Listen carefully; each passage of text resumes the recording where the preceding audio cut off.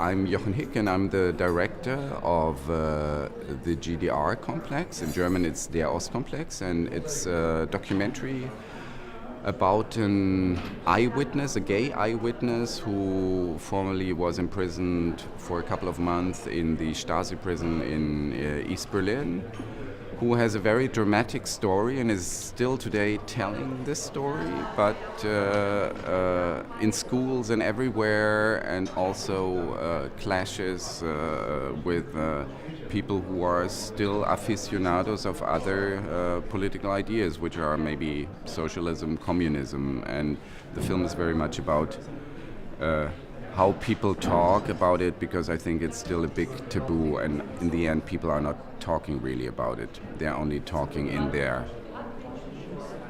their cohorts, but not, there's no conversation really.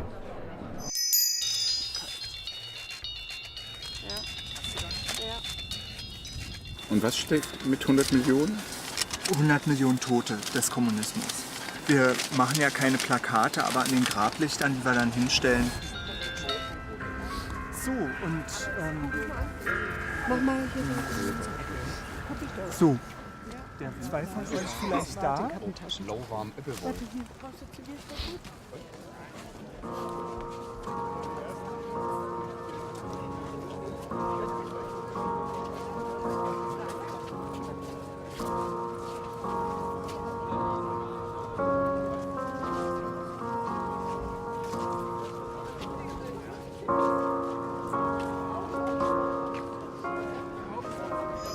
So let's play Hollywood or whatever, or America. No, but we have to go back to the other side of the world, actually to the former East, to historiography, the way history is being written. And I think one of the characteristics of your films actually are that you don't really take this hyper or like super intellectual, like historical look at films, but you go into lives and always have protagonists who, through emotions and their own life experience, tell their stories and how they experienced, in your case, of course, life in the former East of Germany, the former GDR.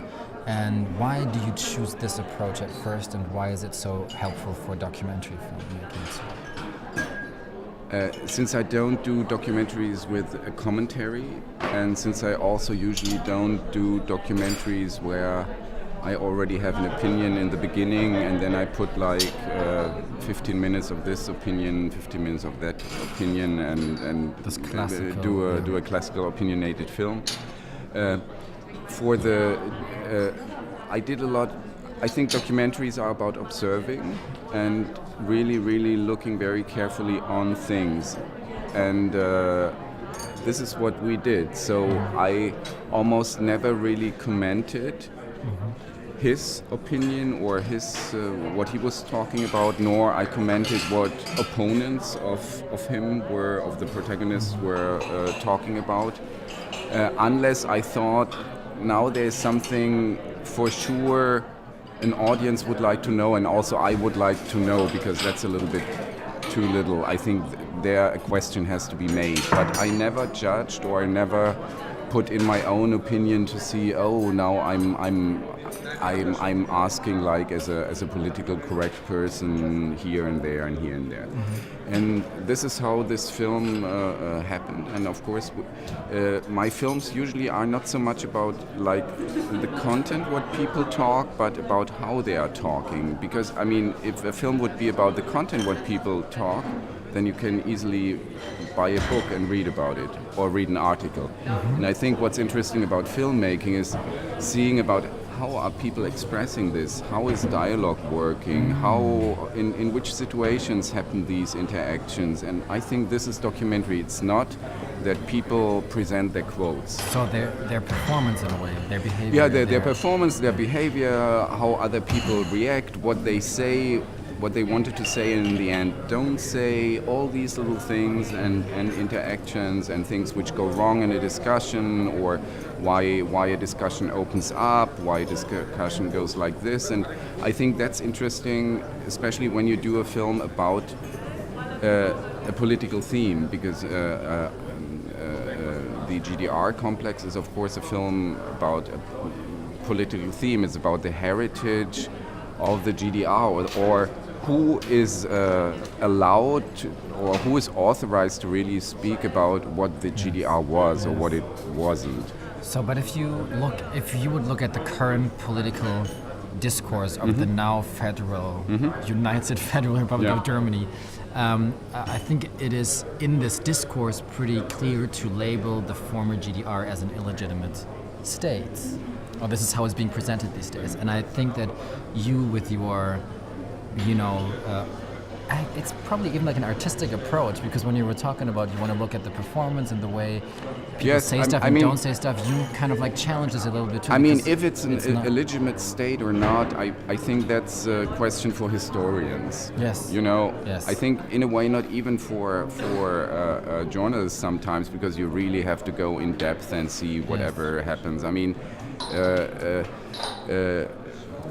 there's very often also this question in the film. For example, Mario Röllig always wants that it's been told that the GDR was a dictatorship, and many people in the GDR would say, well, but the Nazi era was a dictatorship. How can you put this on the same level?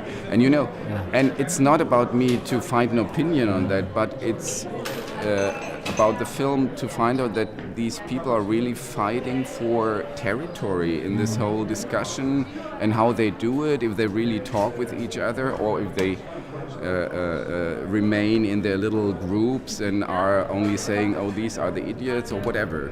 And it's also a film, of course, Mario Röllig, he was imprisoned because he wanted to flee the GDR through Hungary towards Yugoslavia. He was caught. He came into the Stasi State Security Detention Center in East Berlin. And of course, he always wants to have this excuse, like many people who suffered from something which happened in the GDR, they want to have this excuse. And it's also about, does excuse really happen? Are there any people who want to excuse themselves? How do you feel when people don't excuse themselves to you? Don't apologize, I start again with the apologize thing, maybe. Fine. Okay, that's fine. No, just, so that's a little bit it, and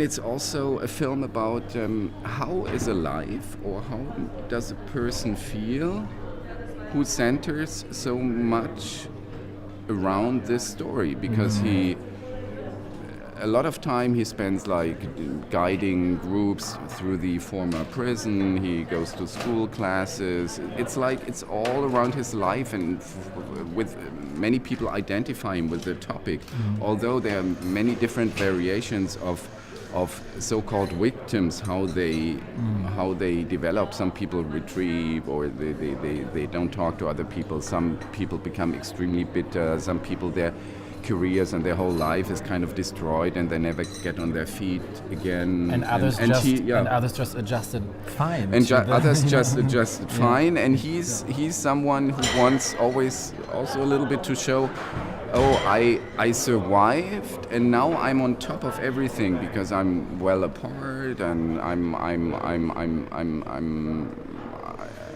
I can talk with all the people. He's even talking with politicians which were like former presidents of German states and everything. And for someone who was a waiter in a restaurant at the airport of Schönefeld, this is quite something. And I think he also created something around him, but it's also very truthful at the same time. How do you communicate, like with Mario, for example? Yeah. How did you meet him, and how did you communicate your ideas to him? At first, he could have been part of Out in East Berlin, which we did 3 years ago, me and Andreas Strohfeld. And for some reason, we always thought about him and then didn't think about him. Then we met him again a couple of times, and we were already far in the project when we reconsidered to put him in, and then we really decided it doesn't work, because his story needs a big part after 1990, and the film kind of ended 1989, 1990. This is one thing. The other thing is like that there are also many other very valuable stories, because there were like 7 main people in this film, and if someone starts with like this deep prison story and everything, the other stories seem then a little bit like, oh, they are more talking about atmosphere, although it's, I think, as important, you know, but I think it wouldn't have worked. So I thought, and I also didn't want to do a victim story, because we see a lot of victim stories on television already, you know, in terms of general GDR victims, and a lot of this has been made, and I thought this is not my approach. Yes. Not that I don't think he's a victim, but this is too much in stone, and I think what film can do is like always to show nuances and things where people say, oh, I haven't seen it from this side, and maybe a victim also can be some person who's very active, and also a victim at some point can be maybe aggressive, and also a victim can feel feelings of envy and all these things, because usually they are always shown like these nice people who are just victims, and he was also open to show himself in all these different nuances, because he's he's gay, he's a little bit flamboyant maybe for some people, and for sure he also likes to talk and express himself, and he knew what the film was about. So first of all, it was very difficult to get money for it, because people always thought, people we asked for money, also sometimes television, they were not so sure what could be more than another victim story, you know? And they were a little bit fearing the thing that he's also attached a little bit to a political party, because he's member of the Christian Democrats. Interesting. As you can see in the film. Yes. And therefore it needed time. It needed time to get some money, and it took maybe 2 or 3 years. And I was always saying, Mario, I'm working on it, and I hope something will come out. Something will come out. And then we got the film funding of Hamburg, and later on television, which didn't put money in it, but gave us some, you know, like camera days, sound mixing and stuff, and archival materials, access to it, and also licenses for it. But nowadays, anyways, you need television, because otherwise films are not seen enough. You know. But I want to go back to Mario, Okay. and like his story and the escape, and then the imprisonment, and what personality traits do you think made him collide so hard with the state?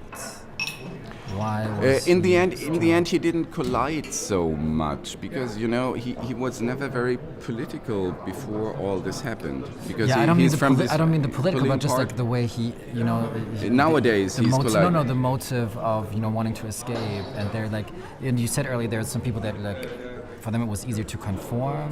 Yeah, they didn't feel okay. friction. And I think he's one of those people, and he never made a secret out of it, who would like a capitalistic state more than a communistic state, because he likes consumption, he likes whatever beautiful things, he likes to have his private wealth as well. Not that he's asocial, but these are things he wanted, and you even can read in his Stasi files that when he was talking about why he wanted to go to the West, he said, I wanted to have a better life, I wanted to have better chances, everything. The other reason, and I think maybe it's the main reason, but only Mario can tell this, is that he fell in love with a guy he met once on a trip to Budapest, and he was a politician from Westberlin, older than him, I think like maybe at that time more than 20 years older.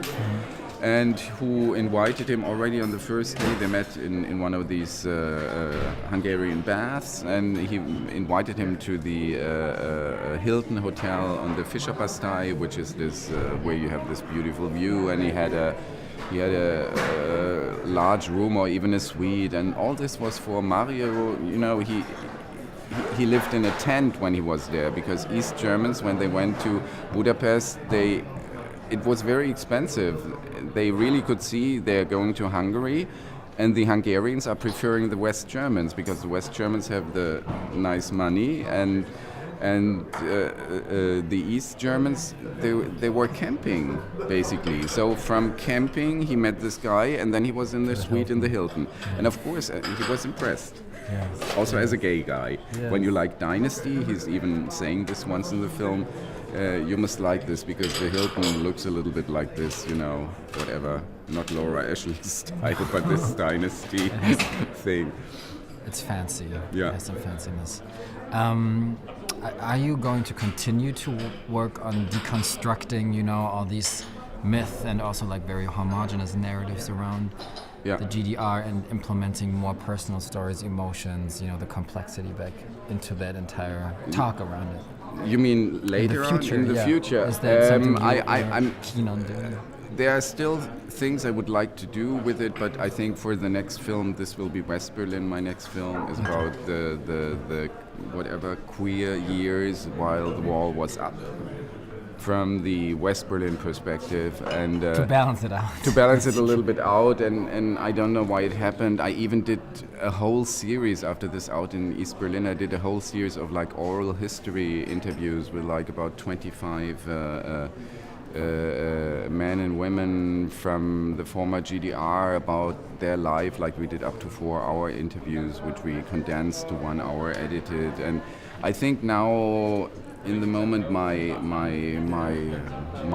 will or my wish to get more in depth with East Germany is a little bit. It will come back. It might come back, but we are already doing research for the Westberlin film, because a lot of things in Westberlin, of course, have been observed by the Stasi as well, and even they had a lot of information about the Westberlin gay groups. They had a lot of information about what was happening in Westberlin with AIDS and all this. And they were also observing these different leftish groups which were there, and you know, there was kind of a almost controlled SED party in West-Berlin, which was called the SEV. So even some of these gay guys back in the 1970s were part of it. And there are even stories about gay guys from West-Berlin who were very pro-GDR, and who people tell that some went on Sundays to the wall and were painting the wall from the western side in order to have it look a little bit nicer, or that someone went like a tunte, like dressed like a drag to some of these things, when people from West-Berlin who thought left helped, for example, to clean the S-Bahn, because the S-Bahn belonged to East Berlin.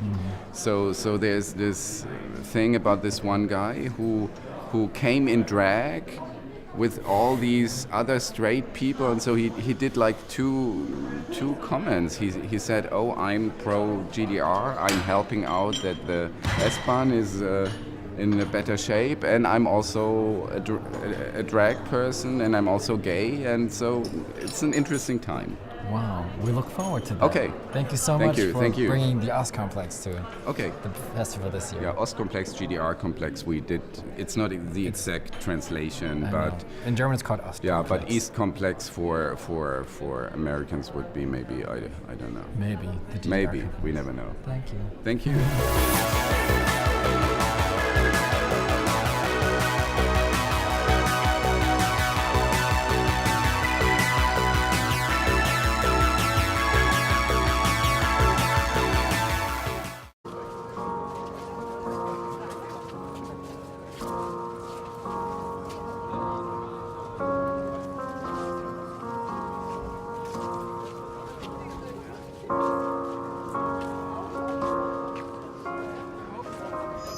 So let's play Hollywood or whatever, or America. No, but we have to go back to the other side of the world, actually to the former East.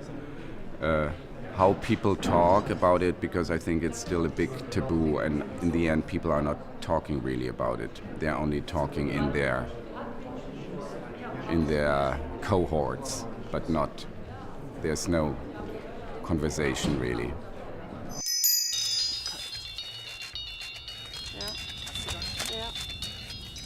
Und was steht mit 100 Millionen? Month in the Stasi prison in East Berlin, who has a very dramatic story and is still today telling this story, but in schools and everywhere, and also clashes with people who are still aficionados of other political ideas, which are maybe socialism, communism, and the film is very much about